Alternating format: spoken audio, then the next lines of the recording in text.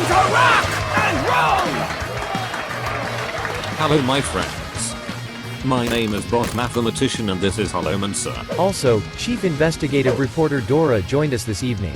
Gadgets and Gazette always gets the scoop.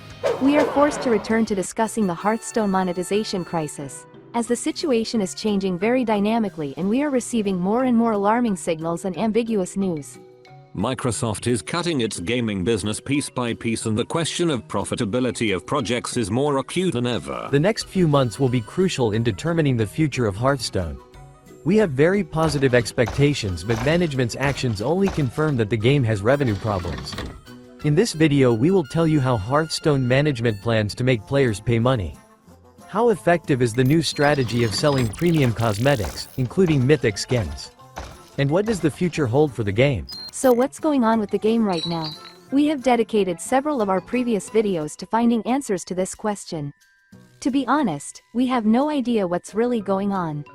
All we have is the fact that the game's management has made a string of very controversial decisions over the last year. The complete removal of duels mode, the introduction of the first pay-to-play element in the form of early access to the card, and the disappearance of the traditional free boards and cinematics. The number of offers in the Hearthstone store is increasing like a snowball. The prices are becoming more and more absurd. The main priority of the development team has become the introduction of new types of monetization. The cumulative incidents indicate either that the current game management has gone crazy, or that Hearthstone has serious problems with profits. Let's start with the positive trends. We have updated the graph of the total number of legendary players in all Hearthstone formats. Abnormally high numbers at the beginning of 2024 were most likely triggered by bot attacks. At least the developer reports on bans coincide with a rapid decline in the total number of legendary players. The last few months have seen a new upward trend. In August 2024, legendary ranks were reached over 166,000 times across all Hearthstone formats. Player engagement has increased on all regional servers, although we expected a decrease in player activity on the Asia server in anticipation of Hearthstone's return to China. This figure is higher than in April 2020, when Demon Hunter was released and the rating system was modernized. At that time, the introduction of a one-time reward for reaching the rank led to a significant increase in those wishing to reach the legend rank. The purple color indicates the number of players who managed to get 8,000 rating in Battlegrounds formats. As you can see, the trend of growth is also observed in this mode, which is almost unaffected by the invasion of bots. This graph shows high player engagement. Even though Perils in Paradise is a very controversial expansion and the current competitive environment has problems. Based on this, we have no reason to believe that players' interest in the game is significantly decreasing. There are several other indirect signs that indicate that the game should have no problems with an active audience. According to the Active Player website, the game's total active audience is almost 5 million players, of which almost 1.5 million are the daily audience. But we see more and more evidence that the game's revenue is gradually declining to a dangerous minimum, at least on the mobile platform, and this is a completely paradoxical situation that is hard to find a logical explanation for. Hearthstone has lost the war on the mobile market to all its major competitors. The profits are very unimpressive. The game's revenue on mobile platforms in June of this year was the lowest in its history. This period is traditionally not impressive in terms of income, but 2 years ago the game managed to earn more than 6 million, half of which were received in China. In 2015 the profit was over 10 million. The mobile market has been a major source of revenue for Hearthstone for a long time. Even if that has changed over the last few years, the trend of declining profits is likely to be seen on other platforms as well. But is such a decline in profits dangerous? The Warcraft Rumble situation sheds light on this issue. Microsoft continues its no-compromise strategy to optimize its gaming business. Another wave of layoffs has affected 650 employees, primarily from Activision Blizzard, which is now part of Xbox. The layoffs affected various teams, including the one that worked on Warcraft Rumble. Supposedly half the team was fired. The reason for such radical actions could be a decrease in the profits of the mobile game. In less than a year, the game has made over $40 million. But monthly revenue dropped to $1.2 million, according to Sensor Tower. Even though these figures are conditional, the income for a small mobile game does not look so terrible. This income should be enough for support and development of the game. but it seems Microsoft is counting on impressive profits. Having reduced the number of employees in the team, the management does not plan to actively develop the game, but is likely to keep releasing regular content, at least as long as profits remain relatively stable. At the same time, the news of a large number of staff being laid off will lead to players making fewer purchases. Thus, the management has moved the game into the danger zone. At best, directors will allocate some resources to aggressive advertising to attract new players, and if this proves ineffective, the game will have virtually no chance of survival in the medium term. This situation demonstrates Microsoft's approach to its projects. The corporation does not intend to give a second chance and invest resources in projects that are losing their financial efficiency. A few days ago we saw an announcement from SUBTITLES about finding a few new employees for the Hearthstone team. SUBTITLES claims that the Hearthstone team is growing, but it looks more like a minor refresh of the team. But if we look at Hearthstone, we will see that the conditional reduction or redistribution of resources within the game has already happened. Yes, we have not heard about mass layoffs among developers, but over the past 2 years, we have completely lost adventures, new tavern brawls, duels mode, fireside gathering functions, the classic format and support for the mercenaries mode. At the same time, support for the new twist format is minimized. In theory, a large number of labor resources have been freed up in the team, but we don't know anything about what they've been doing all this time. For the first time we did not receive a roadmap, which is very alarming. You can't argue with the fact that the amount of regular content has decreased and it has become more predictable. Perhaps all efforts are aimed at increasing profits. And here's the idea they came up with. Last week, some players received an invitation to take part in a survey about a new way of monetizing battlegrounds. The team proposes to create tokens that are sold for money and allow for in-game benefits. Some of them look relatively harmless. For example, if you buy a hero skin, you get a token that will allow you to get a guaranteed hero in battle and thus make the portrait useful. From the point of view of a casual competitive game, it shouldn't give too many advantages, as the portraits in the store are limited. But either way it leaves room for abuse of the system. Other proposals are much more destructive. For example, a token can be spent on re-rolling heroes at the beginning of the match, pre-selecting specific heroes, force including a special minion type in the next battle, function of re-rolling your trinket or quest throughout the match, or even getting more armor. The fact that developers are asking about this feature is a disaster and shows that management is ready to implement completely destructive options. They do not care about the competitive environment, they only care about the potential opportunity to increase profits. Following this destructive logic in the future, we may be offered to buy a token for real money for traditional Hearthstone, which will block one of the classes as an opponent, or a token that will allow rerolling any random effect or discover mechanics or even increase life points. All this gives a huge advantage to players willing to pay money. Yes, it's just a poll. Yes, it doesn't mean tokens will ever be in the game, but the fact that this question was even asked is insane. It's a sign to us that something is wrong with the game's revenue. Some viewers are convinced that indirect data on the decline of revenues on mobile platforms is insufficient to draw conclusions about the monetization crisis. But the frequency of ambiguous decisions and negative news cannot be explained by other reasons. Let's now talk about the officially stated strategy that management is pursuing. As you probably know, the management has made a big bet on selling mythic skins. The new Ragnaros skin was created over the course of 7 months, and the development team even had to give up creating free boards. We thought that this was an extremely terrible and destructive strategy that would harm the game. It's too early to draw conclusions, but it looks like we were right. The lack of a traditional free board and cinematics led to record low pre-orders for Perils in Paradise. Most of the involved players, without declaring boycotts, refused to buy them.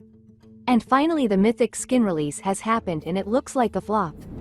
Hearthstone revenues for the first 3 weeks of September are rather not impressive, at least on the mobile platform. While mobile market metrics don't give us any indication of a game's overall revenue, they can show trends in real time. If revenue is increasing on mobile, that means revenue is increasing on all platforms. Thus, such an expensive and unique option failed to significantly improve the situation. Don't get us wrong, we're not against mythic skins, but we don't see any point in betting so much on them, using a huge amount of resources and destroying traditional things when it has almost no effect on profits. We're willing to change our minds if the new $60 Ragnaros skin proves to be a popular item among our viewers. It's time to talk about other positive trends. Hearthstone is returning to China, which has traditionally been the most important region for the game. The management will give players all the cards of the previous year for free, including the golden versions. And this is the best decision of the management under the circumstances. For returning players, the game will be incredibly friendly but will still leave little room for monetization in the form of 2 new sets. We have a real opportunity to check whether the game is capable of effectively monetizing itself in conditions of maximum loyalty. We are delighted with this approach, and really hope that such unprecedented generosity will provoke hype and attract a huge audience. We can only hope that players will like the current state of affairs in Standard. If this strategy leads to financial success, it won't solve Hearthstone's problems, but it will give management more time to find more effective ways to monetize and create space for more daring and constructive experiments. We have very positive expectations and believe that a return to China will significantly increase profits. But not all new ways of monetization are proving to be hopeless. August saw the biggest update to the in-game store yet. In addition to the new Battlegrounds Season Pass, there were a ton of portraits, card pack bundles, arena ticket bundles, and for the first time, signature versions for core set cards. According to App Magic's daily reports, this flood of offers allowed the game to earn increased profits. We became extremely interested in identifying the item in the store that triggered such a marked increase in revenue on mobile platforms. To do so, we created a series of polls on our community tab. Despite the fact that free-to-play players benefit from our content, roughly half of our viewers make purchases at least occasionally. Surveys can't recreate the whole picture, but they do help us identify the most popular and profitable offers in the store. If an item becomes more popular compared to other options among our community, it leads to increased profits on mobile platforms in real time. Battlegrounds Season Pass is a traditional offer in this period and we have a rough idea of its effectiveness. It is an important source of profit, but not the main one. We assumed that the new signature bundles with core cards were the top sellers as they generated hype among the community, but according to the results among our viewers they were not that popular. Only 3% of players were interested in these 3 bundles. But the high cost allowed this offer to get 11% of total revenue for items introduced in patch 30.4. The most profitable option among our subscribers turned out to be diamond bundles. Approximately 4% of our viewers purchased at least one of the 2 bundles, which accounted for a quarter of all revenue. Almost 20% of our viewers buy the Battlegrounds Season Pass and it brings in less money than the 2 not-so-popular diamond bundles. Bundles with random signature cards brought in commensurate profits with the Battlegrounds Season Pass. In my opinion, this table perfectly demonstrates the current vector of development of the game and explains the logic of the approach to pricing. But of course we cannot extrapolate them to the entire audience of the game. Only those viewers who participated in the surveys spent over $230,000 on all of the listed offers. If we distribute the spending among all survey participants, including free-to-play players, on average each of our viewers spent at least $14 exclusively on new in-store offers over the course of 2 weeks. This is an impressive result, but it is achieved mainly by a few % of players who buy the most expensive offers in the store. Dear friends, thank you very much to each of you for participating in the surveys. Together we managed to get some very interesting and unique data. What does this all mean for the future of the game? Despite the potential success in China, management will not give up trying to increase the financial performance of the game. One scenario is the appearance of Hearthstone on Steam, which would potentially increase the audience and thus profits. Overwatch's experience has not been such a failure. The game is gradually increasing its audience season after season even despite a low rating. We should definitely expect more items in the store at an absurd cost. The success of the biggest patch for the store demonstrates the potential development vector. More signature cards of different types, more diamond bundles including for cards from previous sets. Things are much more complicated with other new types of cosmetics. Mythic portraits may not be profitable, we have too little data at the moment, but we wouldn't be surprised if management almost completely abandoned this type of cosmetics in the future. But that won't stop them from introducing other new types of monetization. We are expecting pets and maybe even paid boards as new ways of monetization. In our opinion, the huge efforts of the team are not able to bring the game out of the monetization crisis. At best they will delay the disaster. The increase of offers in the store can lead to the fact that even the richest investors will make fewer purchases, as the total check becomes insanely high even for them. The same thing happened with hero skins. In 2019, the first 3 skins were returned to the store at a cost of $7. Only 72% of our viewers did not have them in stock. These were extremely popular offers. But the more skins appeared, the less desirable they became for players. Now only a few % of viewers are interested in new portraits. If new ways of monetization fail, management may move to selling the benefit for real money. They will look for new ways to get you to pay. We've already had precedent in the form of early access to the card. It's very likely that this trend will continue and we'll see more and more absurd attempts to increase profits in the near future. Hearthstone has become just a little more friendly, but it was enough to make some players stop buying resources for real money. Now management must find stable sources of monthly income to ensure the game's longevity. This is not greed, this is a forced necessity. But in the search for new sources of revenue, management is making absurd decisions that are detrimental to the game. We still don't believe that new types of cosmetics can solve the problem. They require too much effort, have a negative impact on traditional things, and are rarely financially effective in the end. We're increasingly convinced that players will ultimately have to make some compromises to save Hearthstone in the long run. We talked about potential scenarios in one of our previous videos. Now it's time for our final question. Does the abundance of crazy-priced new offerings and the endless stream of monetization experimentation indicate a real problems with Hearthstone's monetization? What do you think about this? Share your thoughts in the comments and join the polls in the community tab. Traditionally, we want to express our boundless gratitude to our sponsors. Dear friends, your help is invaluable. We will be grateful for any support. Okay, that's all for today. Thank you for spending this time with us. We really hope that we will have the opportunity to get in touch in the next video. Take care of yourself. And never give up.